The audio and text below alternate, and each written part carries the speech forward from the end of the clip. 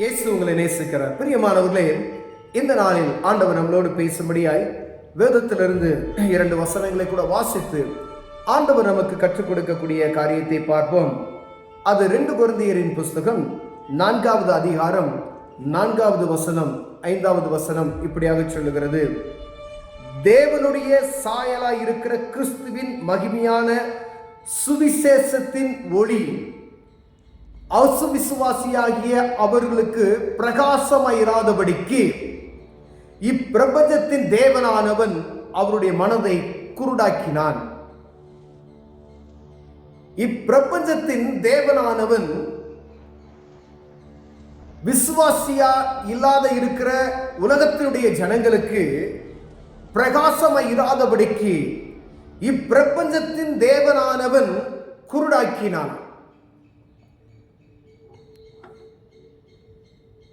ஜனங்கள் ஆண்டவரை, தெய்வத்தை அறிய விடாதபடிக்கு உலகத்தில் 2 காரியம் உண்டு. ஒன்று பரலோகம், ஒன்று நரகம். ஒன்று நன்மையான காரியம், ஒன்று தீமையான காரியம். இருள், ஒளி. இந்த 2 வித்தியாசங்கள்ல இருளில் இருக்கிற ஜனங்கள் பெரிய வெளிச்சத்தை கண்டார்கள். ஒரு ஜனக்கூட்டம் வெளிச்சத்தை கண்டு கொண்டார்கள். ஒரு ஜனக்கூட்டம் வெளிச்சத்தை காணாதபடிக்கு இப்பிரபஞ்சத்தின் தேவனானவன் அவருடைய கண்களை குருடாக்கி வைத்திருக்கிறான். கிறிஸ்தவர்கள் என்று சொல்லப்படுகிற, ஆண்டவரை அறிந்து கொண்டிருக்கிறோம் என்று சொல்லப்படுகிற ஒரு ஜனக்கூட்டத்தை இப்பிரபஞ்சத்தின் தேவனானவன் அவர்கள் கண்களை குருடாக்கி வைத்திருந்த, பிரகாசத்தை காணவிடாதபடிக்கு கண்களை குருடாக்கி வைத்திருக்கிறான்.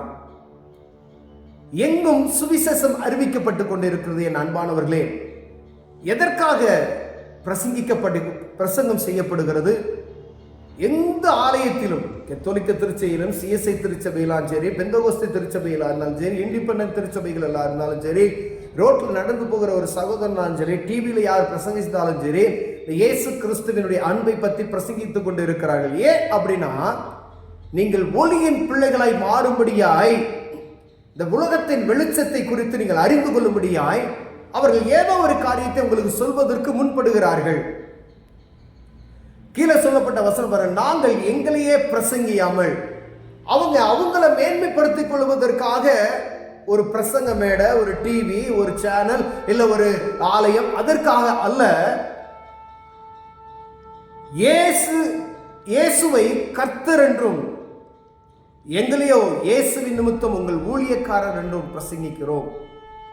அவர்கள் குற்றமற்றவர்களாய் இருக்கும்படிக்கு இந்த வசனத்தை அருமையாய் பவுல் எழுதுறதை பார்க்க முடிகிறது. பிரியமான, ஆனால் அவர்கள் சொன்ன வார்த்தைகளை நாம் கடைபிடிக்க விடாதபடிக்கு யார் சொன்னார்களோ அவர்களை பிடித்துக் கொண்டு,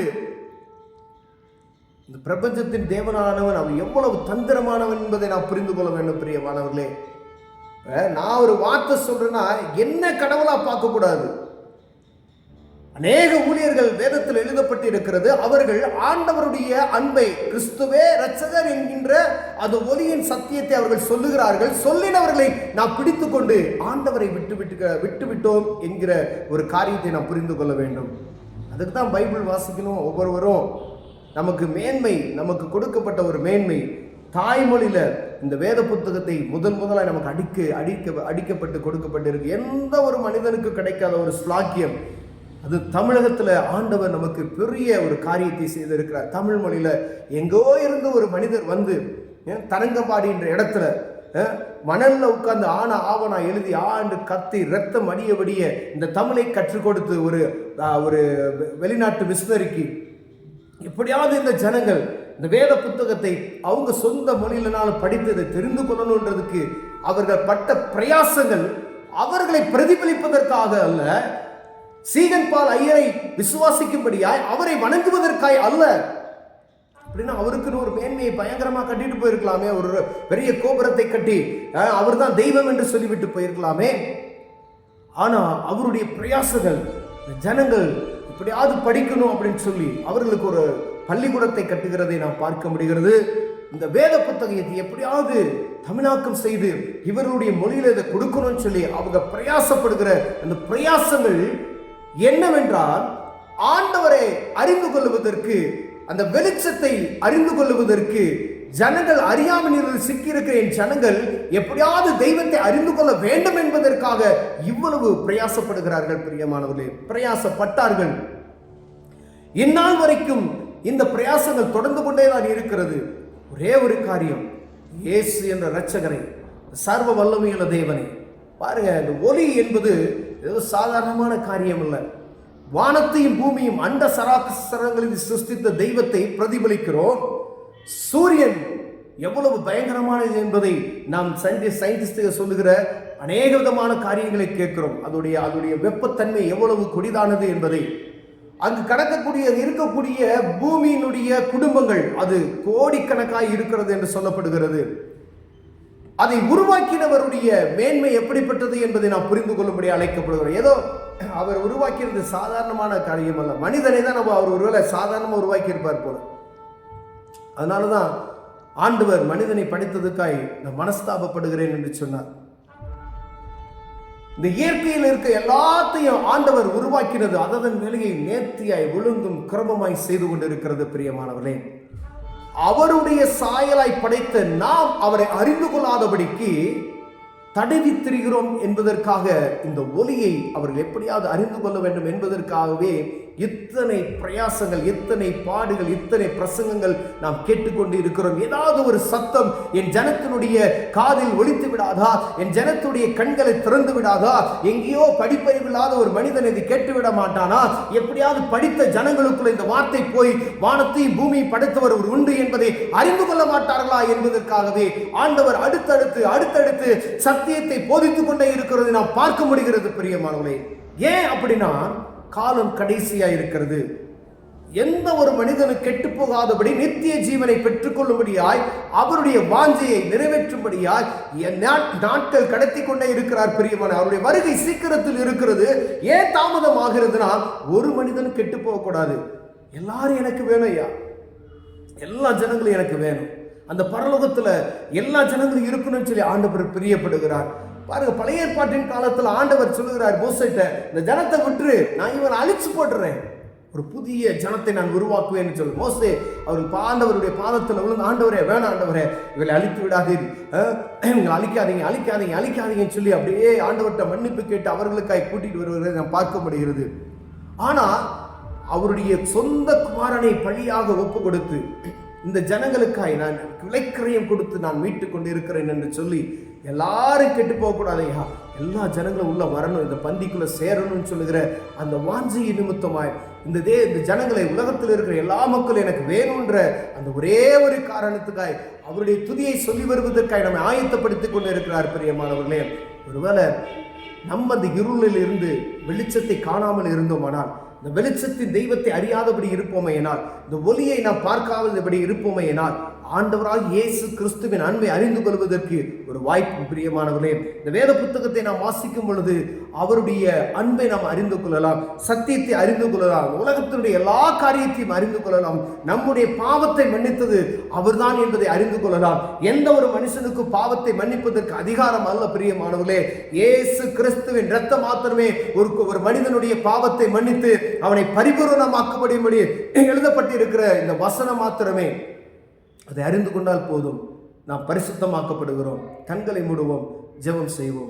அன்பின் தகப்பனே, ஆண்டவரே, இந்த ஒளியை அறிந்து கொள்வதற்கு எங்களுடைய இருள் விலகி போவதாக, இந்த பிரகாசத்தை காண விடாதபடிக்கு இப்பிரபஞ்சத்தின் தேவனானவன் என் ஜனங்களுடைய கண்களை குருடாக்கி வைத்திருக்கிறானே. ஆண்டவரே, ஒளியை அறிந்து கொள்வதற்கு இயேசுவின் நாமத்தில் அவன் எதிர்த்து நிற்கிறோம். ஆண்டவரே, அதை அறிந்து கொள்வதற்கு தடையாக இருக்கிற எல்லா தடைகள் நீங்கி போகட்டும். இயேசுவின் நாமத்தில் பிதாவே, ஆமென்.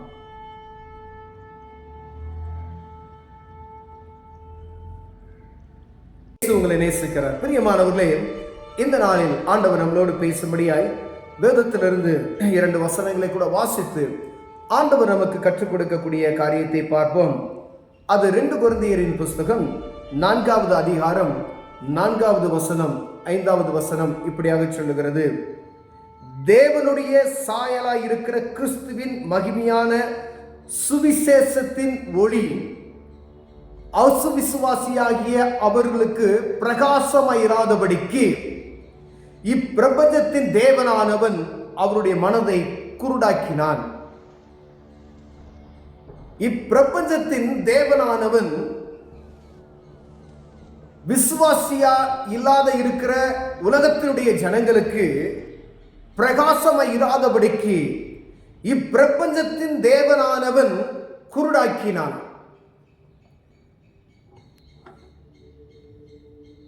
ஜனங்கள் ஆண்டவரை தெய்வத்தை அறிய விடாதபடிக்கு உலகத்தில் 2 காரியம் உண்டு. ஒன்று பரலோகம், ஒன்று நரகம்.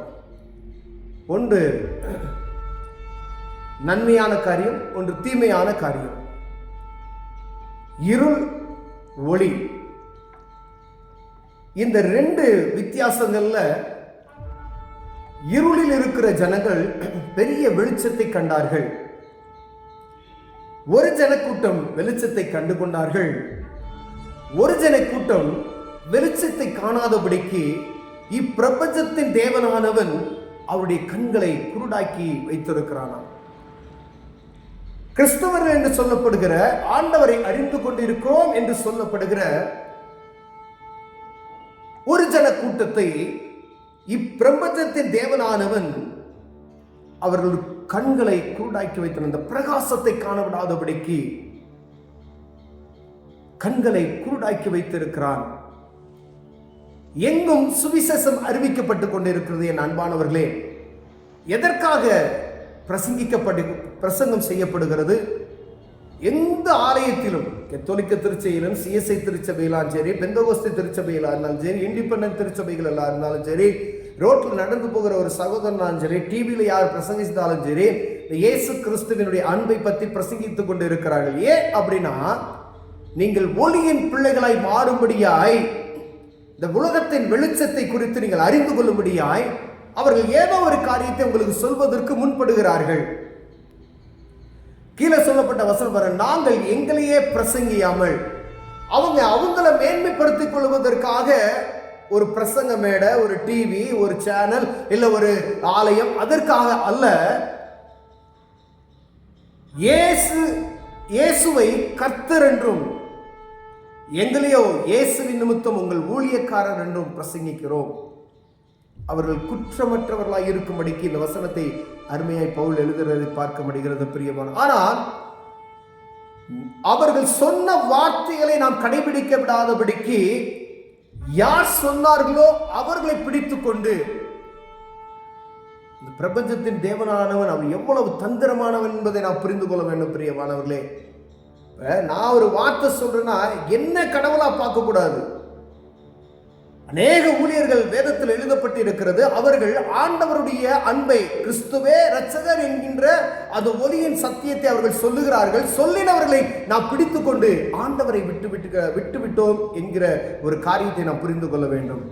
அதுக்கு தான் பைபிள் வாசிக்கணும். ஒவ்வொருவரும் நமக்கு மேன்மை, நமக்கு கொடுக்கப்பட்ட ஒரு மேன்மை, தாய்மொழியில இந்த வேத புத்தகத்தை முதலாக நமக்கு அடிக்கப்பட்டு கொடுக்கப்பட்டிருக்கு. எந்த ஒரு மனிதனுக்கு கிடைக்காத ஒரு ஸ்லாக்கியம் அது தமிழகத்தில் ஆண்டவர் நமக்கு பெரிய ஒரு காரியத்தை செய்திருக்கிறார். தமிழ் மொழியில எங்கோ இருந்து ஒரு மனிதர் வந்து தரங்கம்பாடி என்ற இடத்துல மணல்ல உட்கார்ந்து ஆவணா எழுதி ஆண்டு கத்தி ரத்தம் அடியபடிய இந்த தமிழை கற்றுக் கொடுத்து ஒரு வெளிநாட்டு மிஷனரிக்கு இப்படியாவது இந்த ஜனங்கள் இந்த வேத புத்தகத்தை அவங்க சொந்த மொழியினாலும் படித்து இதை தெரிந்து கொள்ளணுன்றதுக்கு அவர்கள் பட்ட பிரயாசங்கள் அவர்களை பிரதிபலிப்பதற்காக அல்ல, சீகன் பால் ஐயரை விசுவாசிக்கும்படியாய் அவரை வணங்குவதற்காய் அல்ல.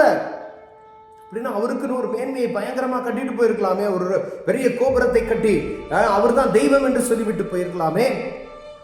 ஆனா அவருடைய பிரயாசங்கள் இந்த ஜனங்கள் இப்படியாவது படிக்கணும் அப்படின்னு சொல்லி அவர்களுக்கு ஒரு பள்ளிக்கூடத்தை கட்டுகிறதை நாம் பார்க்க முடிகிறது.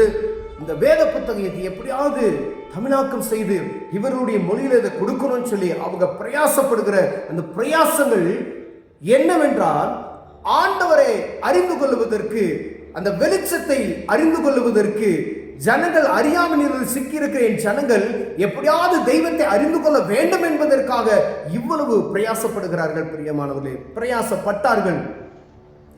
இந்நாள் வரைக்கும் இந்த பிரயாசங்கள் தொடர்ந்து கொண்டேதான் இருக்கிறது. ஒரே ஒரு காரியம், இயேசு என்ற இரட்சகரை, சர்வ வல்லமையுள்ள தேவனை பாருங்க. இந்த ஒலி என்பது ஏதோ சாதாரணமான காரியம் அல்ல. வானத்தையும் பூமியும் அண்ட சராசரங்களில் சிருஷ்டித்த தெய்வத்தை பிரதிபலிக்கிறோம். சூரியன் எவ்வளவு பயங்கரமானது என்பதை நாம் சயின்டிஸ்டுகள் சொல்லுகிற அநேக விதமான காரியங்களை கேட்கிறோம். அதோடைய வெப்பத்தன்மை எவ்வளவு கொடிதானது என்பதை, அங்கு இருக்கக்கூடிய பூமியினுடைய குடும்பங்கள் அது கோடிக்கணக்காய் இருக்கிறது என்று சொல்லப்படுகிறது. அதை உருவாக்கினவருடைய மேன்மை எப்படிப்பட்டது என்பதை நாம் புரிந்து கொள்ளும்படி அழைக்கப்படுகிறோம். ஏதோ அவர் உருவாக்கியது சாதாரணமான காரியம் அல்ல. மனிதனை தான் அவர் ஒருவேளை சாதாரணமாக உருவாக்கி இருப்பார் போல. அதனாலதான் ஆண்டவர் மனிதனை படைத்ததுக்காய் நான் மனஸ்தாபப்படுகிறேன் என்று சொன்னார்.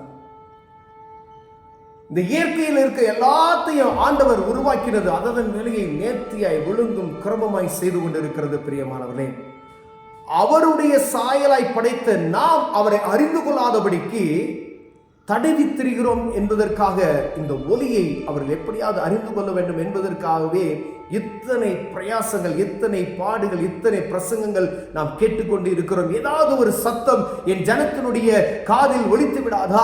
என் ஜனத்துடைய கண்களை திறந்து விடாதா? எங்கேயோ படிப்பறிவில்லாத ஒரு மனிதன் இதை கேட்டுவிட மாட்டானா? எப்படியாவது படித்த ஜனங்களுக்குள்ள இந்த வார்த்தை போய் வானத்தையும் பூமியை படைத்தவர் ஒரு உண்டு என்பதை அறிந்து கொள்ள மாட்டார்களா என்பதற்காகவே ஆண்டவர் அடுத்தடுத்து சத்தியத்தை போதித்துக் கொண்டே இருக்கிறதை நாம் பார்க்க முடிகிறது. பிரியமானவர்களே, ஏன் அப்படின்னா காலம் கடைசியா இருக்கிறது. எந்த ஒரு மனிதனும் கெட்டு போகாதபடி நித்திய ஜீவனை பெற்றுக் கொள்ளும்படியாய் அவருடைய வாஞ்சையை நிறைவேற்றும்படியாய் நாட்கள் கடத்தி கொண்டே இருக்கிறார். பிரியமான, அவருடைய வருகை சீக்கிரத்தில் இருக்கிறது. ஏன் தாமதம் ஆகிறதுனா, ஒரு மனிதனும் கெட்டு போகக்கூடாது.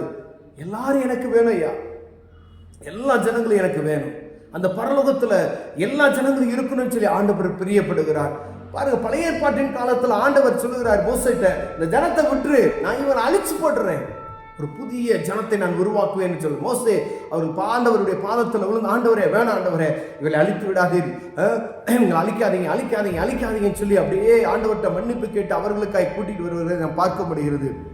ஆனா அவருடைய சொந்த குமாரனை பழியாக ஒப்பு கொடுத்து, இந்த ஜனங்களுக்காய் நான் விலைக்கிரயம் கொடுத்து நான் மீட்டுக் கொண்டு இருக்கிறேன் என்று சொல்லி, எல்லாரும் கெட்டு போகக்கூடாதையா, எல்லா ஜனங்களும் உள்ள வரணும், இந்த பந்திக்குள்ள சேரணும்னு சொல்லுகிற அந்த வாஞ்சையை நிமித்தமாய் இந்த ஜனங்களை, உலகத்தில் இருக்கிற எல்லா மக்களும் எனக்கு வேணும்ன்ற அந்த ஒரே ஒரு காரணத்துக்காய் அவருடைய துதியை சொல்லி வருவதற்காக நம்மை ஆயத்தப்படுத்திக் கொண்டு இருக்கிறார். பிரியமானவர்களே, ஒருவேளை நம்ம அந்த இருளில் இருந்து வெளிச்சத்தை காணாமல் இருந்தோமானால், இந்த வெளிச்சத்தின் தெய்வத்தை அறியாதபடி இருப்போமே எனால், இந்த ஒலியை நாம் பார்க்காதபடி இருப்போமே எனால், ஆண்டவராக இயேசு கிறிஸ்துவின் அன்பை அறிந்து கொள்வதற்கு ஒரு வாய்ப்பு. பிரியமானவர்களே, இந்த வேத புத்தகத்தை நாம் வாசிக்கும் பொழுது அவருடைய அன்பை நாம் அறிந்து கொள்ளலாம், சத்தியத்தை அறிந்து கொள்ளலாம், உலகத்தினுடைய எல்லா காரியத்தையும் அறிந்து கொள்ளலாம். நம்முடைய பாவத்தை மன்னித்தது அவர்தான் என்பதை அறிந்து கொள்ளலாம். எந்த ஒரு மனுஷனுக்கும் பாவத்தை மன்னிப்பதற்கு அதிகாரம் அல்ல. பிரியமானவர்களே, இயேசு கிறிஸ்துவின் இரத்தம் மாத்திரமே ஒரு மனிதனுடைய பாவத்தை மன்னித்து